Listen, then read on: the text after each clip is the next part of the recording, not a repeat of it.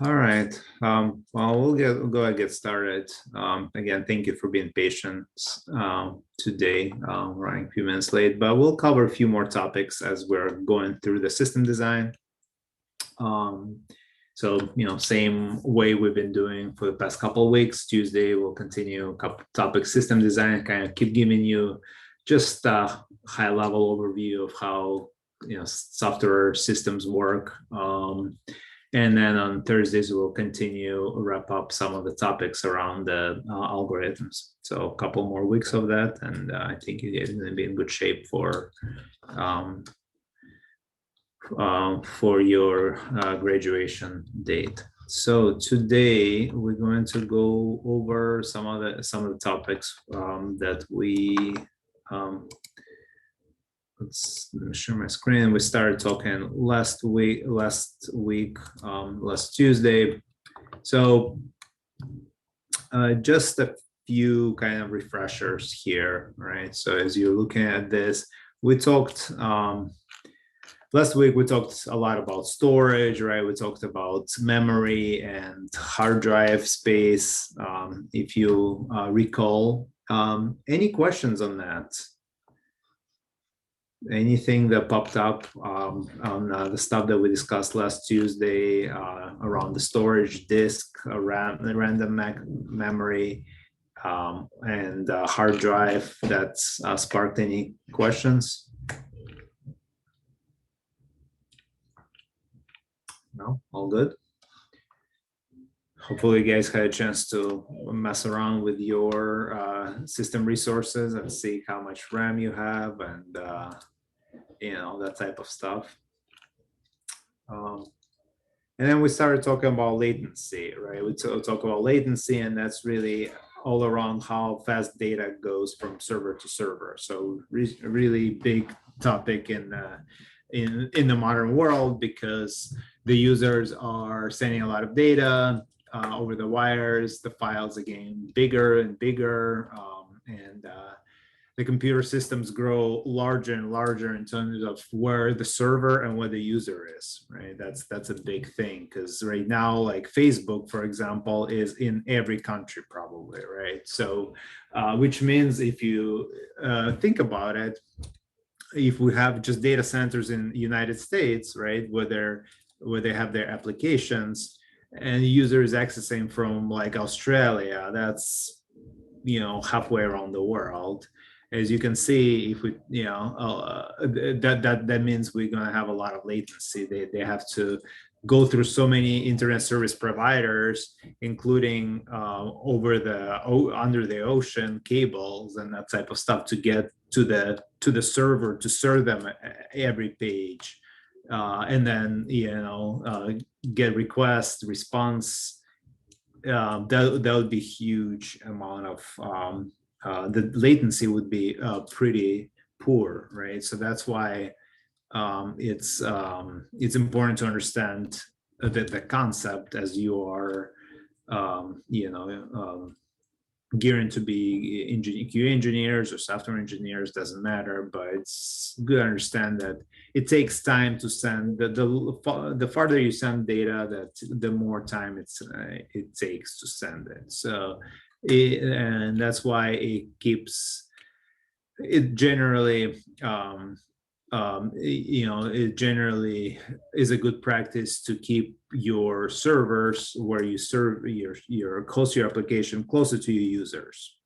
So that's why we have things like content delivery networks that serve content, and they're distributed, right? So for example, if Facebook may be using a CDN system that's replicating its contents, like if they have images and that type of stuff, so they would replicate their content all over the world. So one of the reasons why a CDN is used, for example, but that's not the only thing you can do for latency. we talked last time a little bit about HTTP requests, right, and reducing the amount of HTTP requests that go between client and the server. So that's one of the other things. And then caching is another strategy there, just to kind of reduce requests to the servers. So all of those things are important for you as a tester to understand, because you need to understand how your application is structured. So because if you have a CDN, it means that CDN may be caching some content. So you need to understand the architecture. So you could say, look, okay, we are releasing new application. Maybe we're releasing a set of images or something like that. Now the developers may need to do what's called CDN flushing. So they flush the cache on the CDN, which means that it will get new content.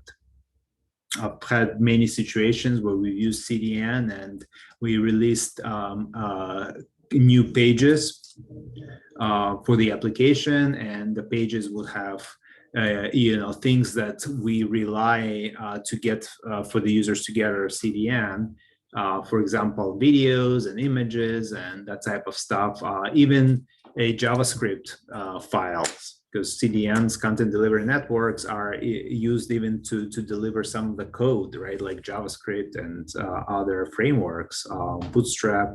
So if you don't manage the CDN, when you do your release, you're gonna have old content that the users are pulling out of CDNs, and you will have a your new pages are not going to be you're going to be basically getting the old content. So really important thing to know. So again, one of those things that is good to understand. You keep these principles in mind. So when you come to a new job and you're trying to understand, okay, how does this application work?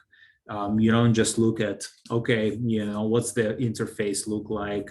Let me just automate the interface, but you need to understand the system as a whole, right? And understand what is it using, how it's using caching, whether it's using content delivery networks and that type of stuff. So, cool. Any questions so far?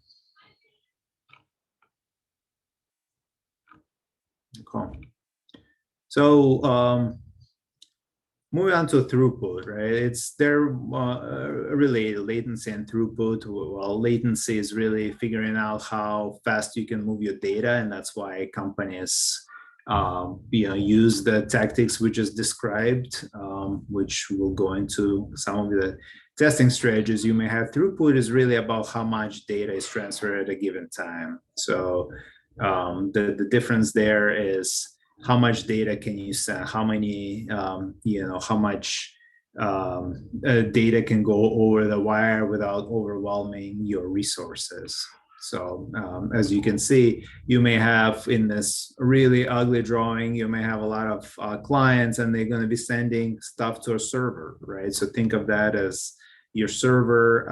They're going to be sending all of the data, and all comes into some type of network that the server has. So the more clients you have, as you can probably imagine without even knowing about networking, is the more clients you serve, they all going to converge onto the same network, and all the requests may overwhelm the network. So your bottleneck may be the network speed itself. So that's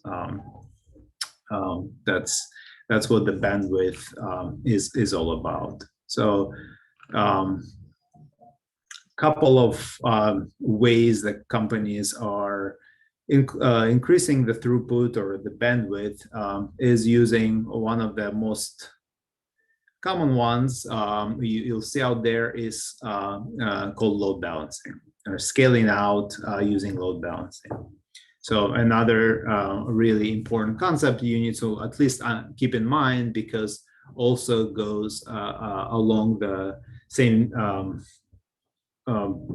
basically same logic that I described. You need to understand the architecture, because having a load balancer may mean you need to adjust your testing strategy. So in a scale out situation, you basically have, as opposed to this drawing where it's kind of like one server and many clients, you have a bunch of clients here, even though it's just one on this drawing, but think of it, a bunch of clients, but you have more servers.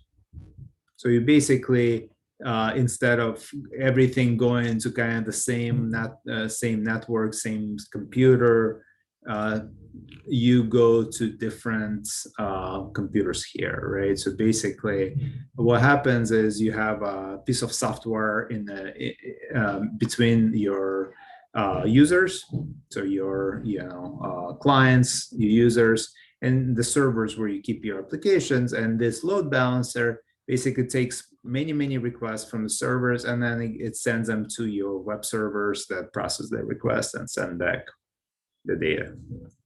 So how does that make it better? Well, the more servers you have, the more requests you can throw to those servers, right? That's basically, the more machines you have, the more those machines can, the more requests those machines can handle. Right. So obviously each machine can have its own network and that type of stuff. So you're spreading all of the load across multiple networks, multiple servers. So it's a little bit of a, you spread out all the computing. So usually any big companies out there, have more than one, any company, let's just say, unless it's some sort of small mom and pop shop, they have more web servers than one. But a lot of big companies like, Amazon, Facebook, they have thousands and thousands of web servers on their network processing requests. So it's not just one machine, processing everything, because that would never work, no matter how fast that machine would be. Like I said, machine could be super fast, has a lot of memory, many processors, but as we just saw, the bottleneck could be the network, right? So the network, the cables would not be able to take all the traffic that a site like Facebook would take. So that's why most companies have the server farms, and that's the architecture usually done to enable the server farm. So the load balancer, like I said, it's pretty. There are many strategies around that, but some load balancers are smarter. But that's a piece of software that says, okay, web server 1, you get the next request, then web server 2, 3. And then so on. It kind of keeps cycling between the 3, or some of them are smarter. They actually look at it and see, hey, web server 1, are you busy? If not, I'll send you stuff, and keep sending it to you. And then they kind of keep checking the servers and see how busy they are, how many requests they're processing. So those are load balancers are a little smarter. Like I said, different strategies, but for your purpose, it doesn't really matter. What you're gonna look at when you're testing a system like that, you need to understand concepts like the impact on the session. So are you guys familiar with what session state is when you're kind of testing things? You familiar with what sessions are?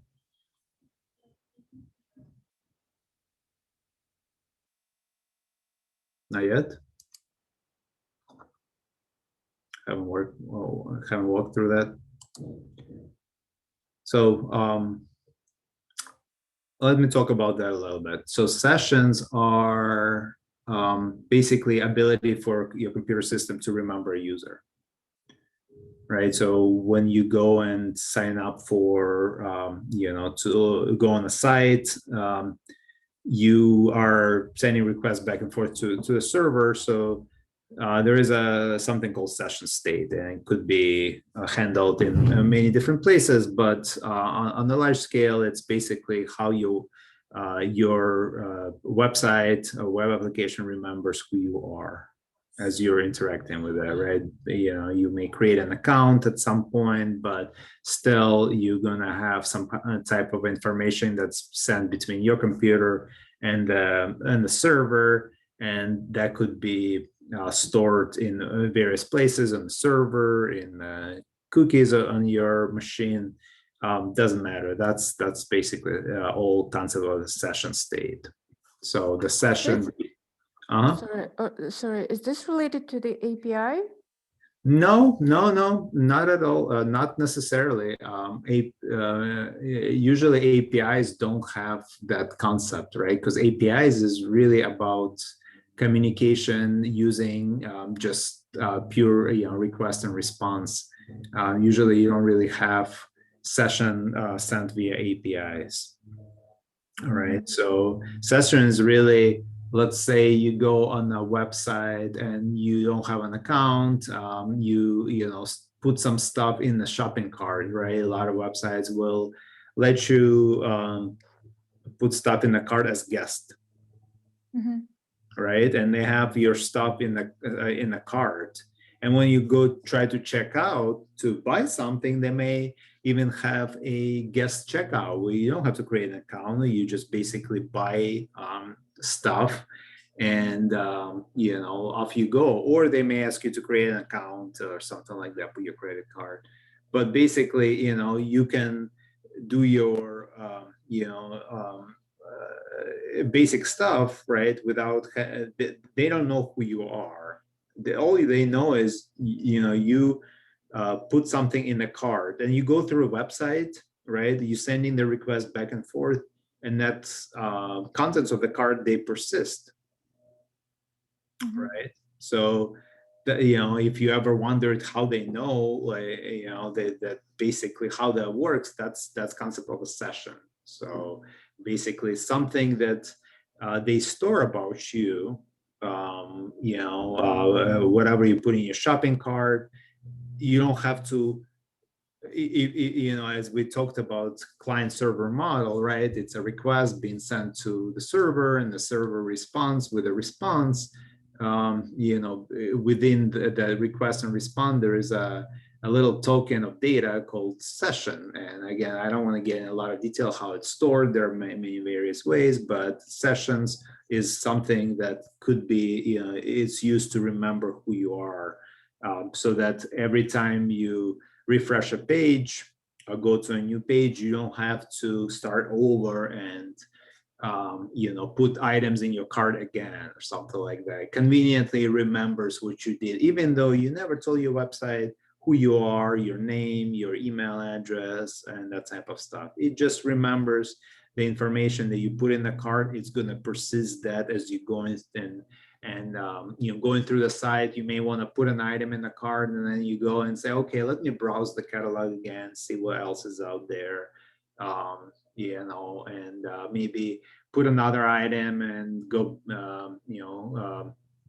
go about your business. You may even close the site and reopen it later. You may even see that the site still remembers you.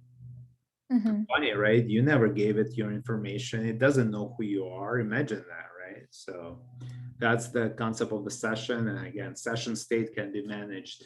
The sites can be placed in cookies in your machine. There is a server side session state where there is that piece of information sent between you, the user, and the server. So, and that's where the load balancer and this type of a situation is really important, because sessions are stored on the server for the most part. So there is a there is a load balancer.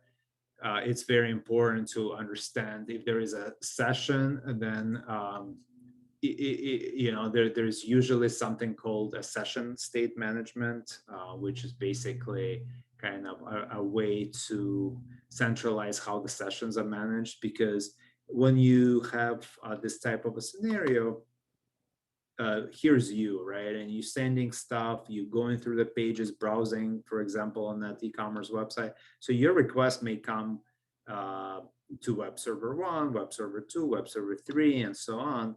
But if these guys kind of remember who you are, if there are multiple servers, then it becomes tricky to really, if you started your session on web server 1 and then your next request is served out of web server 3, it may not know who you are. And if you don't have, your developers don't create the right environment, right session state management, or something called a sticky session, you may be seeing a situation where, like I said, you put something in your cart and you go and refresh a few pages, you go and do some stuff on the site, and then everything from your cart disappears. So if you have load balancing, that there are some considerations your development team need to do, and basically that's one of the things there, either sticky session or a session state server. But basically for US testers, it's at least important to understand the concept here. So asking how the architecture of the site is, whether you have one server or it's multiple scaled out servers, load balance, you can kind of get into a little bit more detailed testing and alter your testing strategy. So to make sure that you're accounting for a situation where your request is going to be served by multiple servers, your client request, and testing for those scenarios specifically. So, Igor, I'm sorry, I have a yeah. question on this particular structure. Yeah. Is there a difference between web server and a database server? Yeah, actually there is. It's not really a physical difference. It's the machines are roughly the same. They're using different server technologies like Apache or IIS for Microsoft, Linux, Unix. It doesn't really matter. The operating systems are roughly similar. And even the resources are probably in line. They're all pretty strong machines now. But what's different is the actual, like you said, the function here, right? So you usually, in almost all companies I've been to, the web servers and database servers are separate, either virtual machines or physical machines. And the reason for that is, again, for being able to separate, to actually scale out, to do exactly this, right? So for example, if you have a lot of traffic that's hitting your database servers, so you have a lot of requests, and you figure out, okay, well, our queries are running long, and because there is a lot of data in the database, and you may have one server, you can add servers here, and you basically build more computing capacity around the SQL server, and do the same on the web server, right? If you have a lot of requests, you can add web servers, you can add database servers, so you have more control of where you can add extra capacity for your processing. So it's a safe bet that any company you go, they will have a separate web server, separate database server.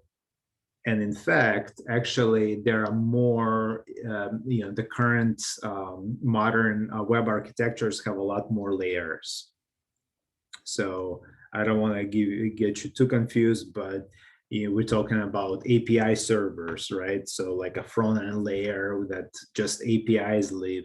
API servers, which are considered to be web servers, may call some type of a business logic servers. So where you have computations if you have if your websites do something heavy on the business logic, and the business logic may call a database server to actually save and get the data. So there is way more than just web server sometimes, right? There is the web server layer is separated in a lot of things.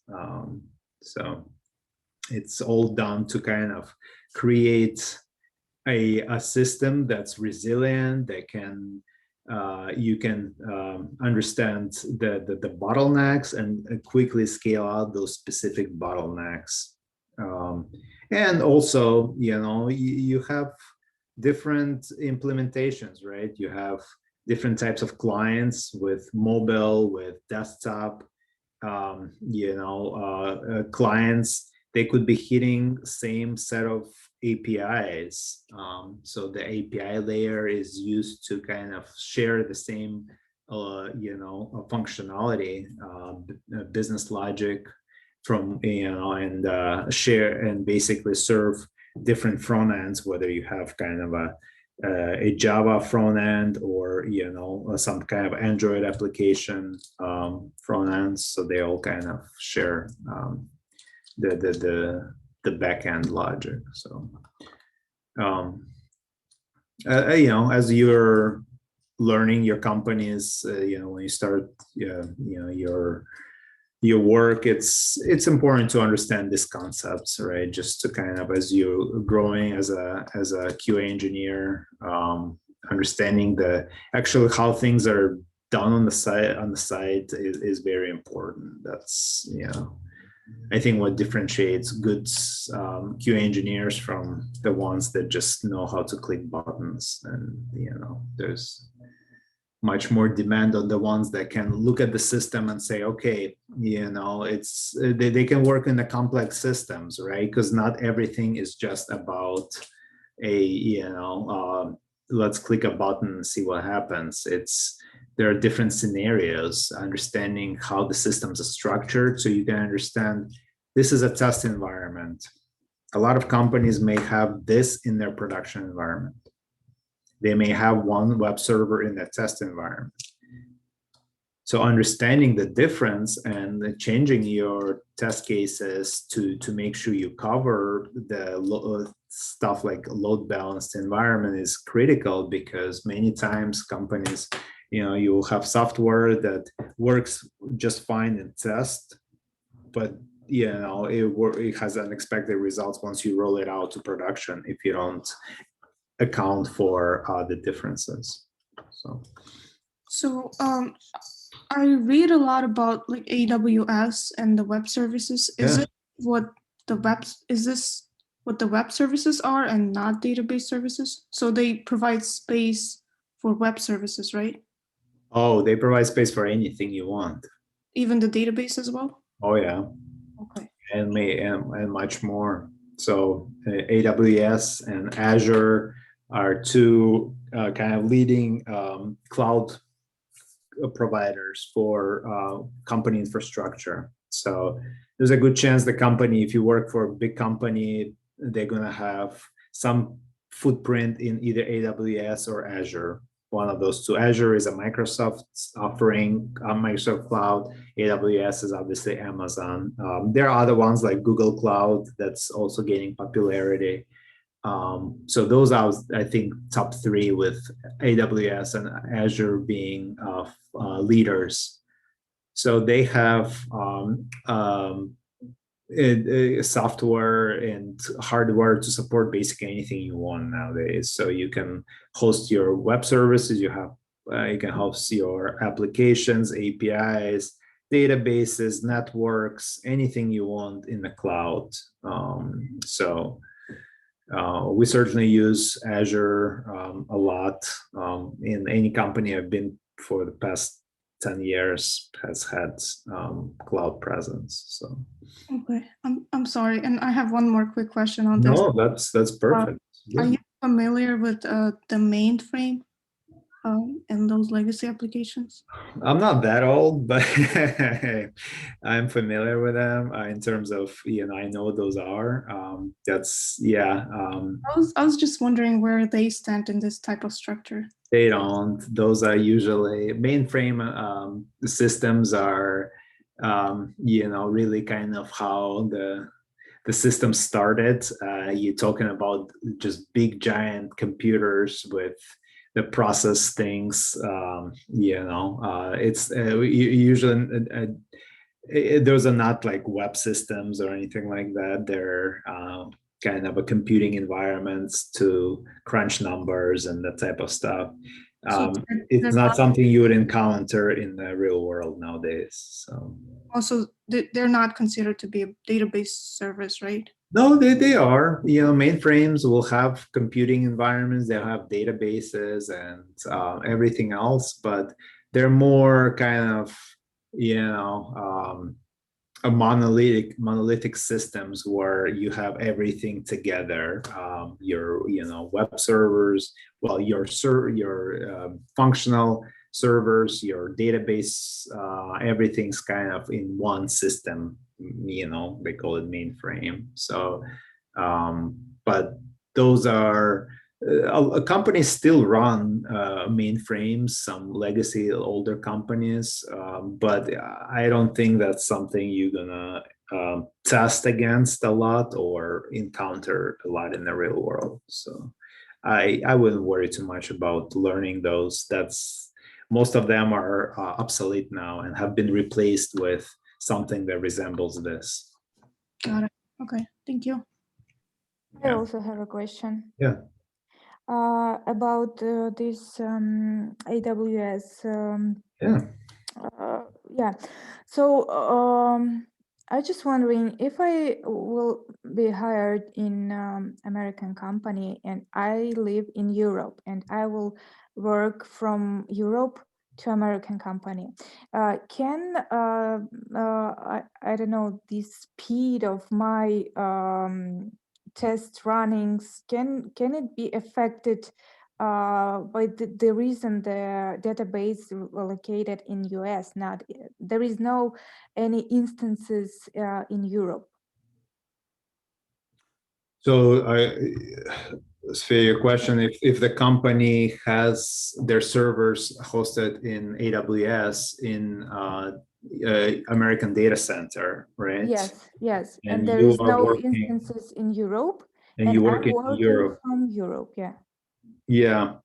So again, I think in that case you were talking about latency here, right? So you're going to be here, the servers are going to be here. So it all depends on the networks, right? So there could be potential for some type of slowness, right? Because it's if the company doesn't have servers and infrastructure in AWS in Europe, then you basically have to access their servers in North America.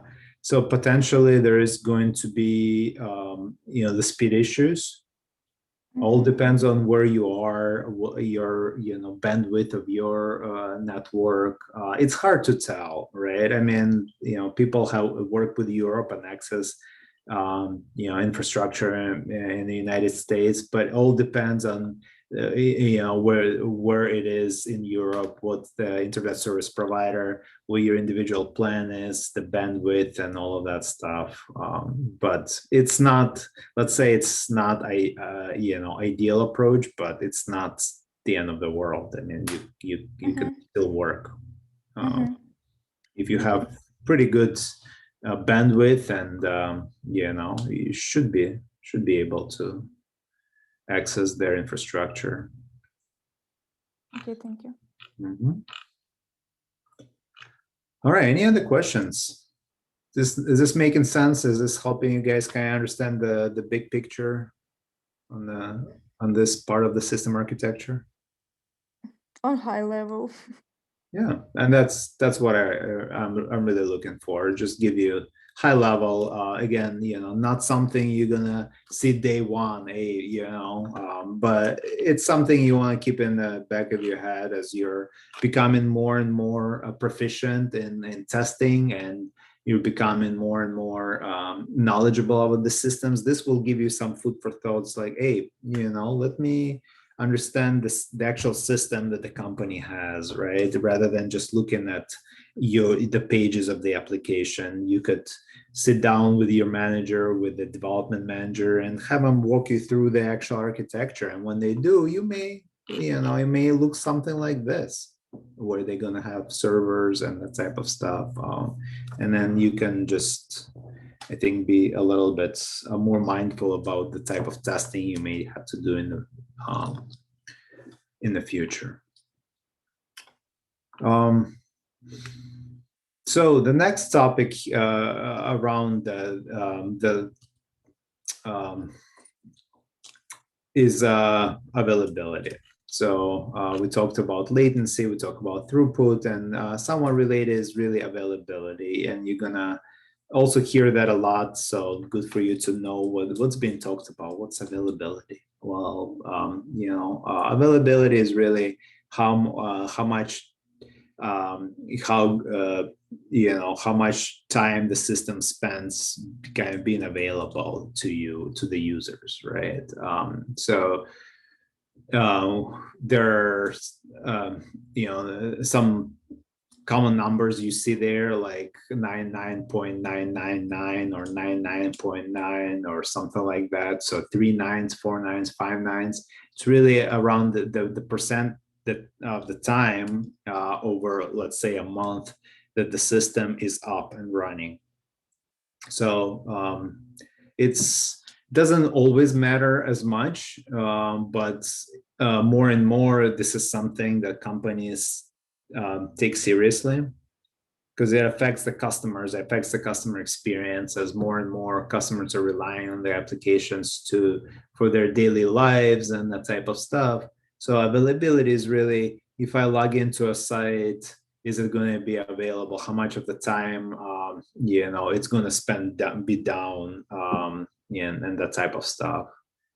And down means unavailable to users or having some issues. For example, when you're going to be doing when you're on working in a company, software releases take time usually, right? So depending on how your software team is structuring software releases, there may be downtime.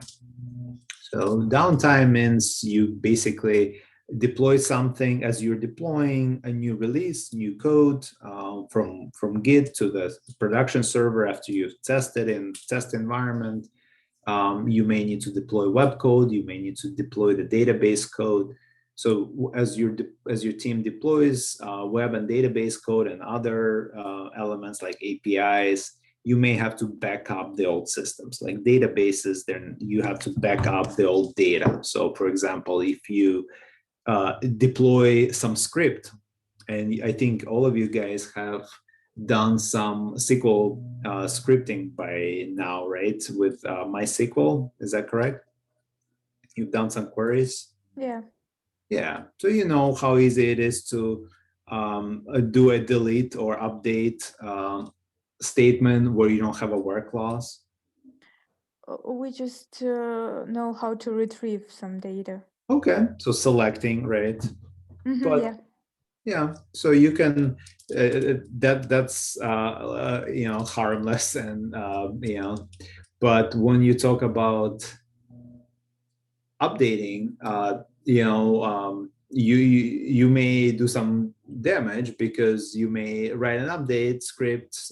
You may be running something in production as part of the release, where you need to maybe update all your customers and that type of stuff. So your development team may come up with an update statement that would need to be run on the production database, and maybe one of the developers forgot to include a where clause, and instead of updating subset of a customers or 1 or 3, they update all the customers. So that's bad, right? Basically, it means the whole database, all the customers got updated, and it's a fire, right?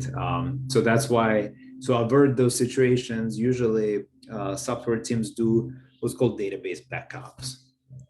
Before they release, they'll right immediately from before they release, they'll basically take the database offline and take a copy of it, a backup, right? So if something goes wrong with the release, somebody runs a bad SQL statement or something like that, they can restore the pre-release version of the database, and everybody can breathe, and the data can be saved.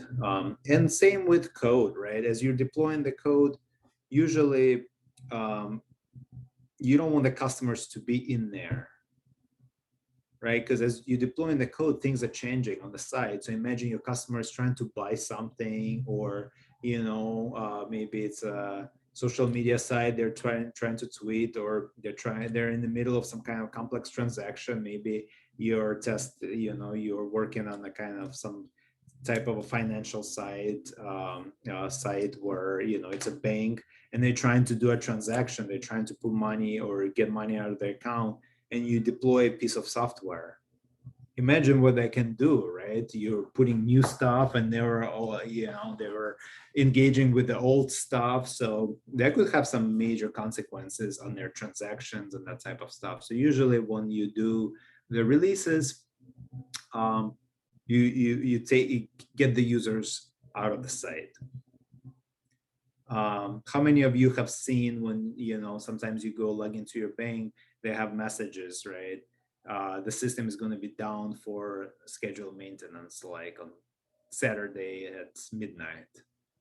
Have you guys seen that, or any other sites? Yeah. Yeah. So that's downtime, right? They basically saying, okay, we're gonna do a release. They usually do the releases at like really late, so that less users are on the site, less users are affected. You don't want to do releases like at 5 o'clock when everybody is trying to do their shopping or something like that. But they'll do a midnight releases or something crazy. But that's downtime. Basically, they say you can go on the site. They usually put a downtime page, and that's what you guys are going to be also dealing with. We do that in my company. We basically have a downtime page. We take the sites down. We roll the code, and our testers engage in smoke testing, what's called smoke testing, and which is basically you will run some very basic test cases on the new code in production site. So make sure the functionality get released properly, the site is still operational. That's called smoke testing in production. And then you basically get the users back in. So you took some time to do that, and that's called downtime. Your site was down, your users weren't able to get in there, and it could be okay, but some sites require pretty high level uptime, and they manage that using different strategies. They're very similar to this, where they could be upgrading this server stays in the old code, this server gets new code, and while this server is down, these two are serving traffic. When this gets upgraded to the new code, it goes back online, and load balancer sees it, and then this goes down, and so on. So there are strategies where you basically take a server by server approach to the release. Okay, don't want to bore you too much with all of that, but all of that goes into the availability. So there are ways to increase that and reduce the downtime that your site may have. So as you may imagine, some sites will need, some systems need higher uptime, right? So can you guys tell me an example of a system where they just cannot go down? Think of anything you deal with where it's super mission critical to have it up 100% of the time, or near 100% of the time.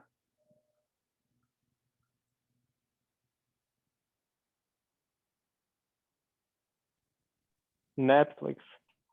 Haha. Okay. Yeah. Because we don't want to interrupt our binging, right? Yep, or YouTube. Sure. Those, putting YouTube or Netflix down for, even 15, 20 minutes will probably have a big effect, because there are a lot of users all over the world. And by the way, those sites like Netflix, they'll have servers, if they're in AWS, for example, they'll have servers in every continent, so they certainly employ that strategy. You probably never seen Netflix having a message like, well, nobody can view movies on Sunday night or something like that. That never happens. But you think that's because they never upgrade their systems and they don't do releases? I'm pretty sure they evolve their software, right? They rely heavily on their software. So they employ something like this where they have multiple servers across the world and they basically upgrade one while running others and then swap and so on. So how they achieve. Now things happen, right? And Netflix had outages and that type of stuff, but it's it's usually not because they had to take a system down to do a release. There are other things that happen, but I would say all good examples, right? I would say probably systems that for Uber, that comes to mind, right? We have all the drivers in Uber driving, and they're getting all the directions and all the things from Uber servers, right? Picking up users. So a system they just cannot take a break because it would be major, right? You have a driver that's driving a passenger. All of a sudden, the driver's phone isn't connected to Uber APIs, and the driver just doesn't know where to go or something like that. Or whom to pick up. Probably some of the airline systems, right? Is you kind of the systems that have to do with traffic management and all of that stuff obviously can never go down. So that's really all about availability, how much your system is down. What are you going to do to keep it up? It's usually not an area where you're going to, as a QA engineer, you're going to spend a lot of time. But it's important to understand what that concept is of availability, and whether your site, how fault tolerant, right? That's fault tolerance. How much can we tolerate being down? Is it if it's an ice cream site for a small mom and pop shop, yeah, if they're down all night, nobody's gonna care, right?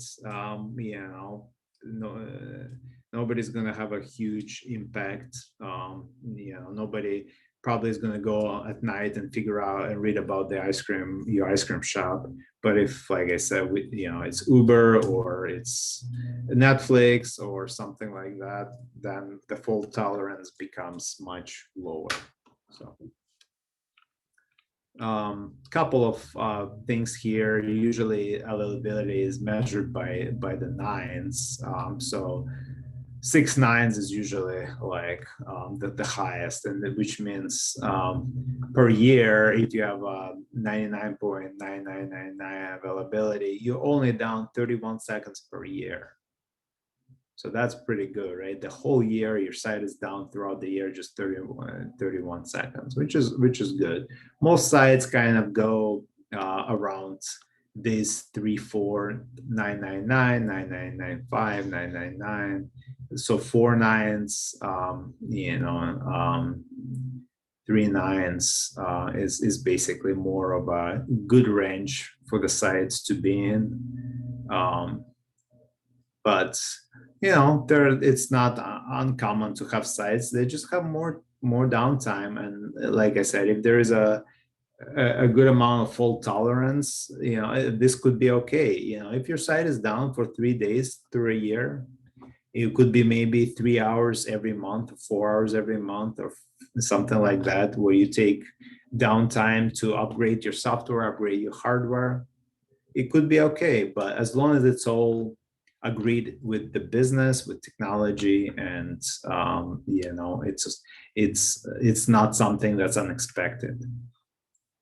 And there are websites that can manage your uptime as well. So they give you dashboards and all of the things. They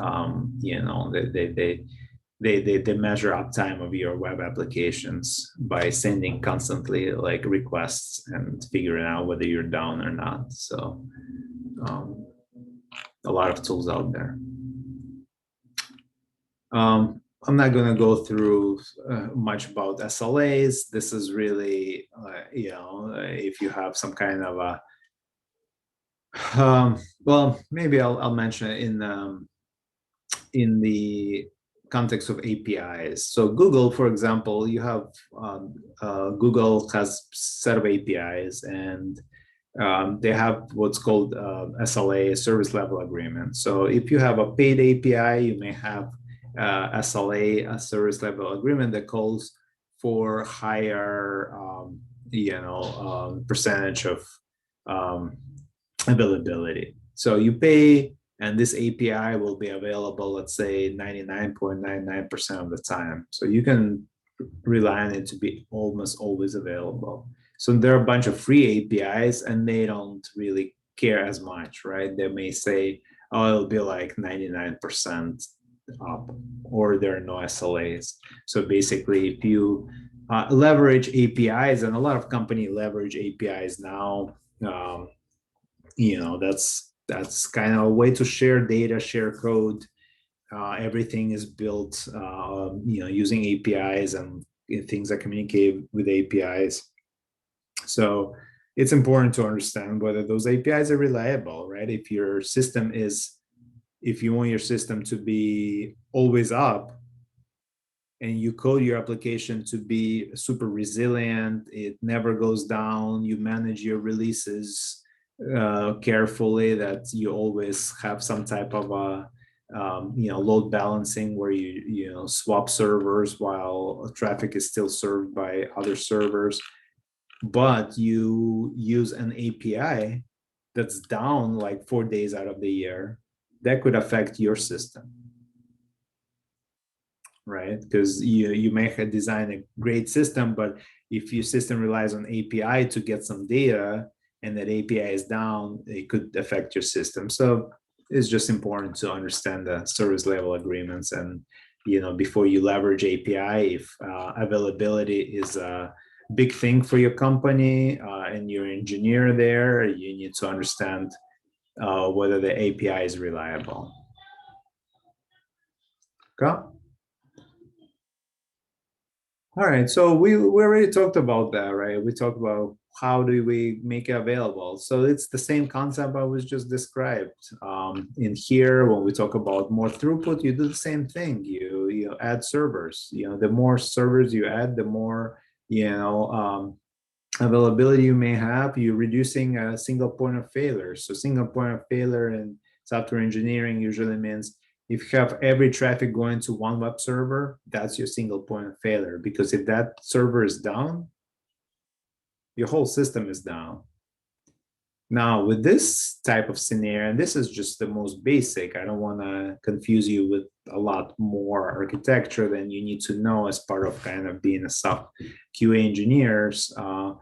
This eliminates a web server point of failure, for example. So let's say we have 3 web servers, and one of them loses power. Happens, right? The whole, whether it's virtual machine or physical machine, it could lose power, the host could lose power, web server 3 goes down. Maybe the data center had a fire. Your traffic is still being served by these 2, 1 and 2. Yeah, so you're in business. Even if 2 of them go down, you can still serve traffic with 1, maybe not as much, but you're still alive. It'll take a lot more for 3 of them to be down than 1. What are the chances, especially if you have them in different regions using AWS? So anyway, don't want to get into too many details, but just do understand single point of failure is basically removing a part that can fail and making it more redundant, right? That's really redundancy. You multiply parts of the system. So instead of relying on one, you have multiple. So there is less chance that multiple will fail, obviously, than one. Does that make sense? Any questions on this?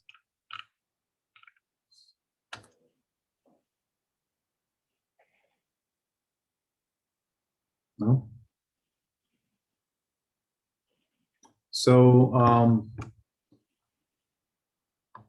So we have multiple machines always running in that scenario, and we have different types of redundancy. I don't want to get into that. We spoke briefly around this, right? Platforms. So we have big players in there, Azure, AWS. So good to know.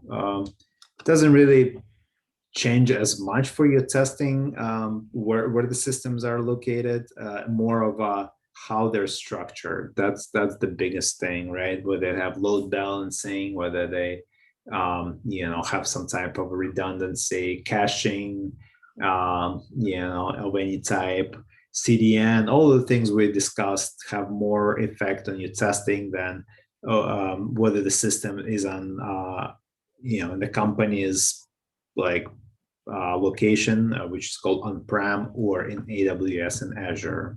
It shouldn't matter too much how you structure your test cases. The whole point is to make this seamless, right? So you shouldn't really care where your where your systems live. So these technologies make it pretty seamless nowadays. Okay. So let's wrap up with, we have a few more minutes. I want to wrap up with caching. How much do you guys know about caching? Anybody knows what caching generally means? Have you done anything with that concept? Is it something that remembers the data? Yeah. Yeah. Stores on our computer.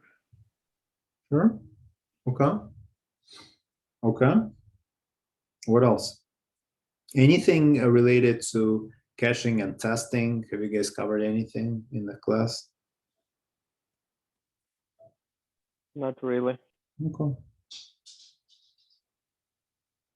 Yeah. Okay. Yeah. So all good points, right?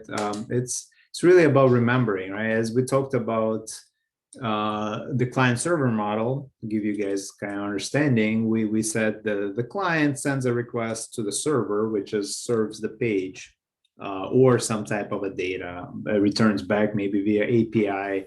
It doesn't have to be a web page. It could be API load. So which means the server always have to work to do that, right? Server will have to get the image, get the data, compute something. Now think of a situation, it adds work for the server. Server has to get requests, has to you have your Java program that has to accept requests, has to do something, probably go into the database, get the data, all of that stuff, right? Imagine you ask yourself, well, does the data change, right? So user A accesses, user B accesses, user C accesses, and it's the same data. Maybe it's the same picture. Maybe it's the same, computation or something like that. So why would you want your server to work every time a new user accesses it? Why would you want your server to run code and go execute a select statement, maybe in a database, go all of that stuff, when we said that computer resources are limited, right? It's, that the sites that have a lot of users, you look at the stuff like that, because the more users you grow, the slower your systems become, because there is limited resources. So that's where the concept of caching really comes about, because you may say, okay, that data doesn't change every day. Why do we need to go to the database, get it? That's where the caching is. Caching is really taking the data, getting it once out of the database, getting it once out of subsystems, and then storing it somewhere that when next request from the user comes, you don't have to have your servers do some busy work, go to the database, which reduces the need for to serve that request. So your systems become a little smarter, but also becomes a little bit more complicated, because as QA engineers, you may have to remember that, right? And basically as the release time comes around, you may need to make sure that the cache is flushed, because new data comes, new images, new software. You cannot be serving the cached content anymore. So you need to basically keep that in mind as you creating your test cases for production smoke testing and that type of stuff. But in generally, caching is good. It's widely used, and it's really speeds up systems, reduces latency, and it stores data in essence in the location different from the origin. So, like I mentioned, if your origin of the data is in the database, you may store store it in Redis cache, for example, and you don't go into the database every time. If you have your files stored on your file system, initially your content delivery network may cache it in locations all over the world close to the users. So you basically will not, your browser will cache it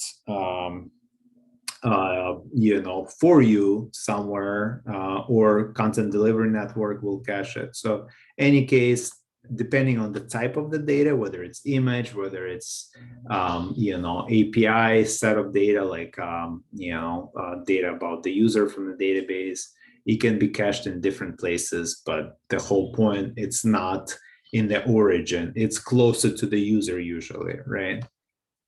So you have cache stuff on your machines, like your browser has cache. You've all cleaned your browser cache. And you're gonna hear that a lot as you're testing systems. You're gonna hear, hey, something isn't working. Well, your developer will probably say, have you cleared your cache? Or have you, maybe you were testing your old functionality, and then they deployed something new to the server, and you may say, well, I'm not seeing, the page looks old or different.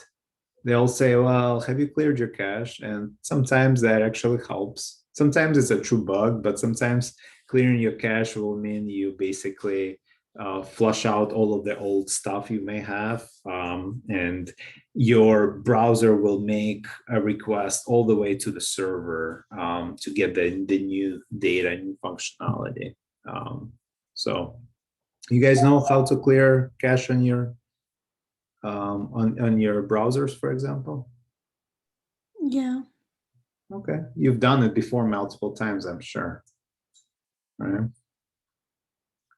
Yeah, so that's really all about just getting rid of old images, old CSS, old JavaScript, anything that your browser just keeps on your computer, right? That's the browser cache. It just really keeps on your computer, on the hard drive of your machine. Remember, we talked about hard drive and random access memory. The browser cache usually is stored on your hard drive, and you basically, when you flush it, it just goes away, and then the browser says, okay, I have to make a request back to the server. I cannot just get it from the user's, from the user machine. So it takes longer, but so that's really the whole point of caching. And again, why do we do it? To save network requests. Every time you make a request, it goes through a lot of wires, networks, and goes to the server, and goes back to you. If that data doesn't change, why do all this stuff, right? Just keep it on the browser, keep it maybe before it hits the servers, and that's something called caching mechanism, like Redis cache do, or there are other things where cache is can be kept. It helps avoid constantly recomputing something, right? So, for example, if you're if your software computes something and that doesn't change, maybe once you compute it once for first user, you store it in a server cache somewhere. And then the next user just accesses that, saves saves computing, which is good. You want to keep your systems lean.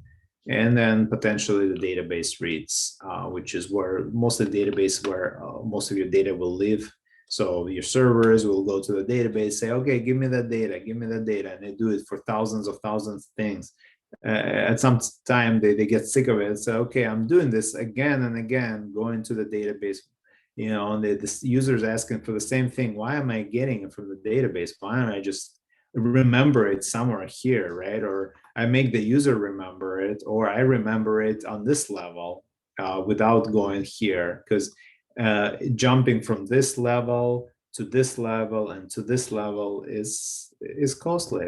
It takes time. It's all different tiers of your software applications. So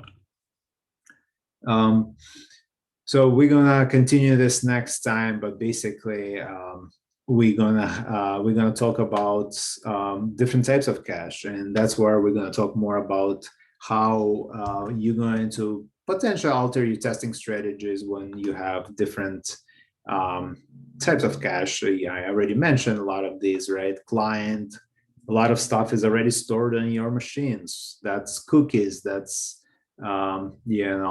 browser cache, all of that stuff you already have, that your browser remembers about your browsing activities and says, I don't want to retrieve it from the server. I don't want to make a request.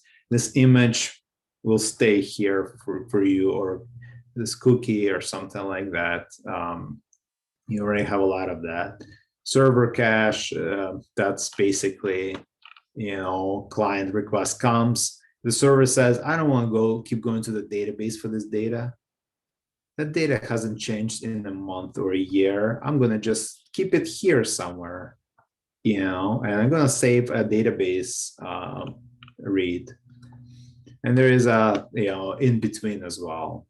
So we're going to talk about these in more details in our next Tuesday session. So, and as well as some of the strategies that are there to help you kind of think about how you test systems that use those types of caching. All right, any questions?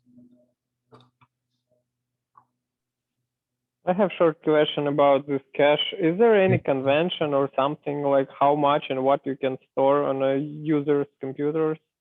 Yeah, there are limitations. You can't store gigabytes of data. There are limitations depending on the browser, how much the size of the cookie and all of that stuff. It's not gonna allow you to store like terabyte of data on the user machine. So absolutely, yes. For different systems, it's different. Usually, it's you cannot store a lot of data. There are limitations each browser has, and the operating system will not allow browsers to store so much. So, but yeah. So short answer is yes, but it really depends on whether you store it in the browser cache. You store a cookie. Each cookie has a size. I don't know, couple megabytes, 20. I don't remember, but each cookie will have a maximum size that you can save. And as a little bit of homework, take a look at your whatever operating system you have, Mac or Windows or Linux. Take a look at your cookies, right? You can access those depending on how your operating system is. But those are files. Those are stored literally as files on your hard drive, somewhere in temporary files or something like that. Take a look, figure out how to access your cookies, and that's one of the things we're going to talk more about next week, because you may need to test some of that stuff. So one piece of testing would be making sure that a caching happens, which would mean you run a page and you need to check your systems, user system, to make sure the cookie got saved and what's in the cookie. So, understand how, where the cookies are saved on your machine, and then we'll do a little bit of an exercise next week where we will do some fun activities where you're gonna go to different websites and see what it does, how it saves some of your information. Okay. Okay, sounds good. Thank you. Thank you. All right. Well, you guys have a good class in 30 minutes, and I will see you on Thursday. We'll talk more fun algorithms. I know you love that. Thank you. Thank you. Thank you.